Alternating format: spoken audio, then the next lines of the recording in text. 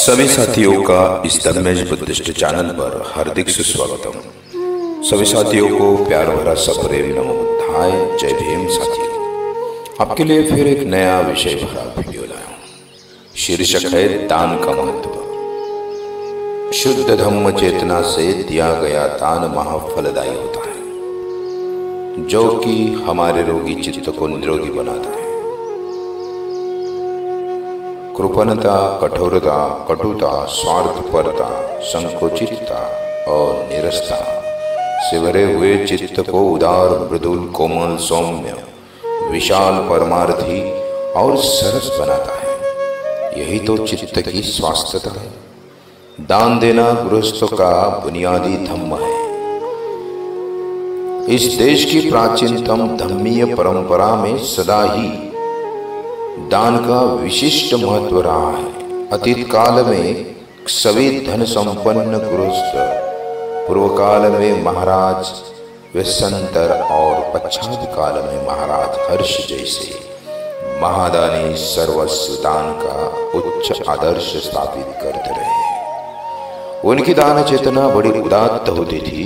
सबकी दान चेतना वैसे ही उदात्त होनी चाहिए, निर्मल होनी चाहिए। समाज की विशिष्ट रचना व्यवस्था के कारण प्रजा का धन राजाओं और धनपतियों के पास संग्रहित होता है।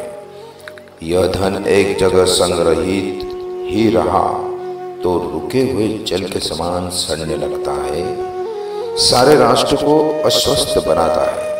बहते पानी की तरह बहता रहे और आता जाता रहे तो उसकी निर्मलता बनी रहती है। यही समझकर दान देने वाला अनुचित परिग्रह के दोष से बचने के लिए अपने संग्रहित धन को राष्ट्र का धन मानकर संविभाग के हेतु दान देता था, ताकि इस एकत्र हुए धन का सब लोग बांटकर उपभोग कर सके। यह साम्य बुद्धि सामाजिक समृद्धि का संतुलन बनाए रखती थी और उसे विषम हानि होने से बचाती रहती थी। संपन्न दाता अपनी धम्म बुद्धि और कर्तव्य बुद्धि से ही समय समय पर धन का संविभाग करता रहता था। बदले में कुछ भौतिक लाभ पाने की इच्छा से दान नहीं करे और औरों को हीन मानकर अपने अहम भाव की पुष्टि के लिए भी दान न करे। दान शुद्ध चेतना से अनेकों के कल्याण के हेतु करें। यही दान की श्रेष्ठता, यही दान की शुद्धता। विचय दानम दातव्यम यथ दिनम महफले। धम्म बुद्धि द्वारा दान भली भांति सोच समझ कर दिया गया। शुद्ध दान महाफलदायी होता है। अंततः हम भी धम्म बुद्धि द्वारा सोच समझकर ही दान देना सीखें। दान के दो प्रकार होते हैं। एक वट्टमूलक दान यानी भव चक्र में उलझाए रखने वाला दान। दूसरा विट्टमूलक दान यानी भव चक्र से बाहर निकालने वाला दान। सही धम्म चेतना वाला व्यक्ति भव चक्र से छुटकारा दिलाने वाला दान ही देता है, भव चक्र में बांधने वाला नहीं। जैसे अन्य सभी कर्म वैसे ही दान कर्म भी चित्त की चेतना से ही अच्छा बुरा आंका जाता है।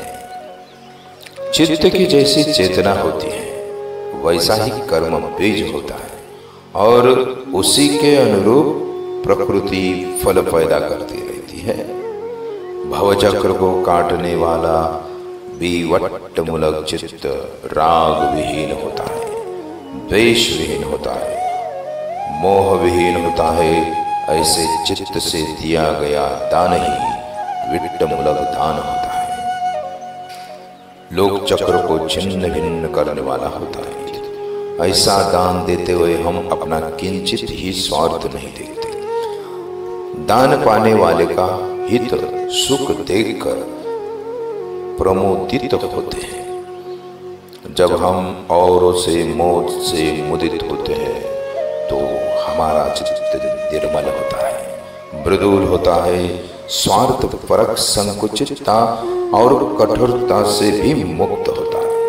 लेकिन दान देते हुए जब हम स्वहित के लिए किसी फल की कामना अपेक्षा करते हैं तो वह रग रंजित चित्तवट्टमूलक ही होता है, भवचक्र बनाने वाला ही होता है। ऐसी चेतना से दिया गया दान भवचक्र बढ़ाने वाला ही होता है।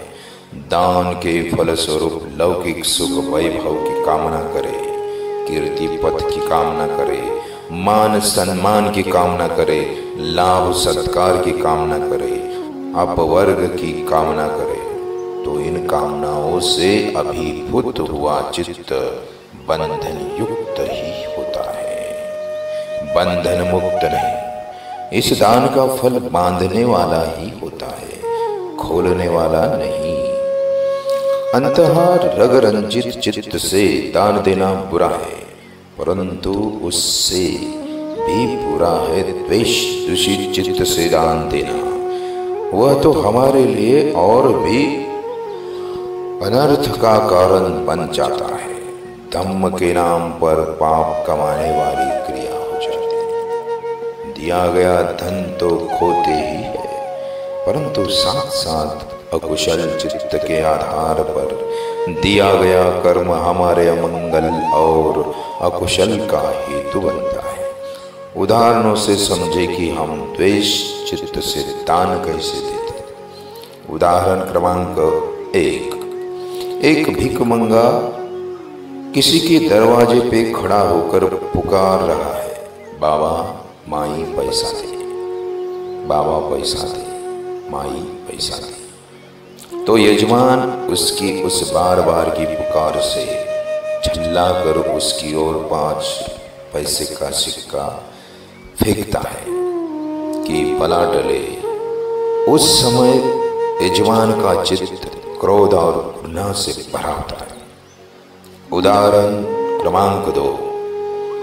कुछ भाई किसी स्कूल, अस्पताल या आश्रम बनाने के लिए चंदा जमा करने किसी दुकान या मकान पर आए हैं। उन्हें देखते ही यजमान तमतमा उठा और बड़बड़ाने लगा, चंदा चंदा चंदा, जब देखो तब चंदा। 2 मुनीम जी, इन्हें 5 रुपए और पिंड छुड़वाओ। वह रुपए दिलवाते हुए यजमान का मन आक्रोश से भरा है और प्रिय चंदा वालों से शीघ्र छुटकारा पाने के लिए व्याकुल है। उदाहरण क्रमांक 3। किसी मंत्री या राजनेता ने किसी धनिक को अपने घर या दफ्तर बुलाकर यह किया है कि अमुक चंदे के लिए इतने रुपए देने होंगे। यजमान यानी वो धनी व्यक्ति उस चंदे में जरा भी रुचि नहीं है। उस धनिक व्यक्ति को, उस यजमान को, उस जजमान को उस चंदे में जरा भी रुचि नहीं है, परंतु भयभीत है, ना देगा तो अगला कोठा, परमिट, लाइसेंस नहीं मिलेगा। किसी जांच में उलझाकर उसका व्यापार चौपट कर दिया जाएगा। इस डर से वो दान देता है। उदाहरण क्रमांक 4। किसी मित्र के कहने पर भेजा है कि इस काम में तुम्हें इतना दान देना चाहिए। तो मित्र के कहने से तो मित्र का मित्र दान देना नहीं चाहता, परंतु लिहाज संकोच के मारे वो यजमान देता है। उदाहरण क्रमांक 5। किसी व्यक्ति के अन्य भाइयों ने किसी काम में दान दिया है, तो वहां उसमें दान देने की इच्छा जरा भी नहीं है। तो वहां उस व्यक्ति को दान देने की जरा भी इच्छा नहीं है, परंतु नहीं देगा तो उसकी प्रतिष्ठा को धक्का लगेगा, लोग निंदा करेंगे। इस भय से वो दान देता है। उदाहरण क्रमांक 6। किसी व्यक्ति के प्रतिद्वंद्वी ने किसी क्षेत्र में इतना दान दिया है जिससे उसकी कीर्ति बढ़ी है। इससे खुद के मन में ईर्ष्या उत्पन्न हुई। उसका गर्व भंजन करने के लिए, उसे नीचा दिखाने के लिए पहला व्यक्ति अहंकार से चूर चूर होकर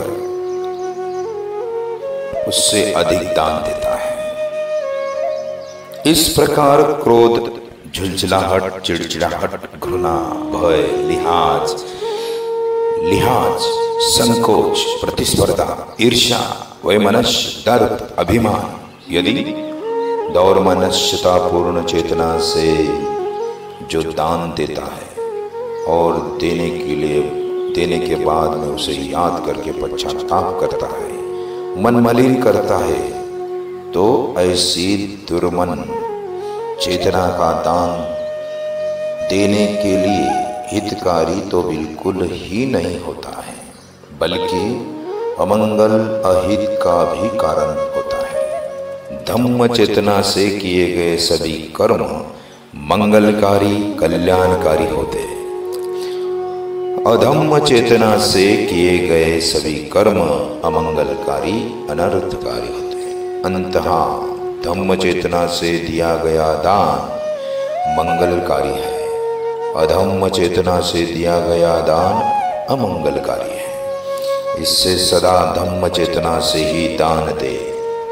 धम्म चेतना से दिए गए दान में चित्त त्याग भाव से भरा होता है, परहित परसुख के मोद भाव से भरा होता है, त्रैकालिक प्रसन्नता से भरा रहता है।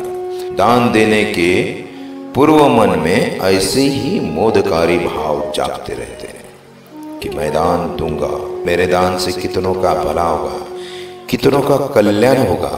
दान देते समय भी मन इन मुदित भाव से ओतप्रोत रहता है कि मैं दान दे रहा हूं, गृहस्थ धर्म का पालन कर रहा हूं, मेरे इस दान से ग्रहिता का हित सुख होगा, अन्य को का भी इसमें हित सुख होगा।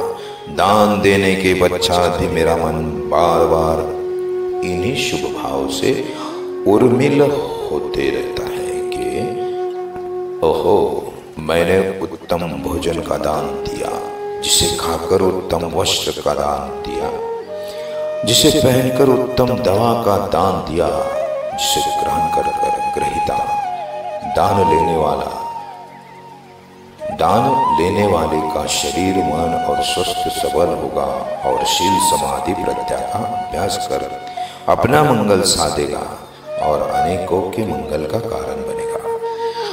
मैंने इस कुटिया का दान दिया जिसमें रहकर साधक शील समाधि प्रज्ञा का अभ्यास करेगा, समय और विपश्यना साधना भावना का अभ्यास करेगा, अभ्यास कर निर्वाण रस की सुख शांति का स्वादन करेगा और अनेकों की सुख शांति का कारण बनेगा। मेरे दान का ग्रहिता कोई जीवन मुक्त अरहंत हो सकता अथवा अरहंत पथ का अनुगामी कोई धम्म भावी भिक्खु पुरुष ही हो तो मेरा मन असीम प्रहलाद से भर उठेगा। मेरा सौभाग्य है, मेरे दान से ऐसा भिक्खु पुरुष कुछ काल तक, कुछ समय तक और सबल स्वस्थ रहकर जिएगा और इससे कितनों का कल्याण होगा। उन्होंने मेरा दान स्वीकार कर मुझ पर असीम अनुकंपा की है। इस प्रकार दान देने के पूर्व भी, देते हुए भी और देने के पश्चात भी दायक अपने चित्त को निर्मल प्रसन्नता से भरता है और उसे मंजूल बनाता है। पुब्बेव दाना सुमनो ददं चित्तम पसादय दत्त्वा आत्मनो होति ऐसा यज्ञस्सा ऐसा यज्ञस्सा संपदा। खड़ंग दानस्तम।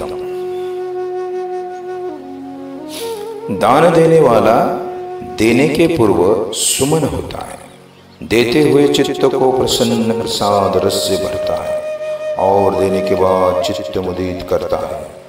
ऐसे ही धम्म चेतना वाले दान यज्ञ की सुख संपदा है।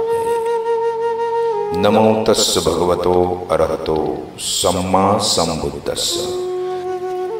नमो बुद्धाय, नमो धम्माय, नमो संघाय। भवतु सब मंगलम। साथियों, आज का ये वीडियो आपको कैसा लगा कमेंट्स करना ना भूले, और अभी तक अगर इस चैनल को सब्सक्राइब नहीं किया हो तो सब्सक्राइब करें और बेल के चिन्ह को टच करना ना भूले, ताकि आने वाला हर नया वीडियो आप तक सहजता से पहुंचे। नमो सम्राट प्रियदर्शी अशोक। जय भीम, जय रमाई। साधुवाद, धन्यवाद।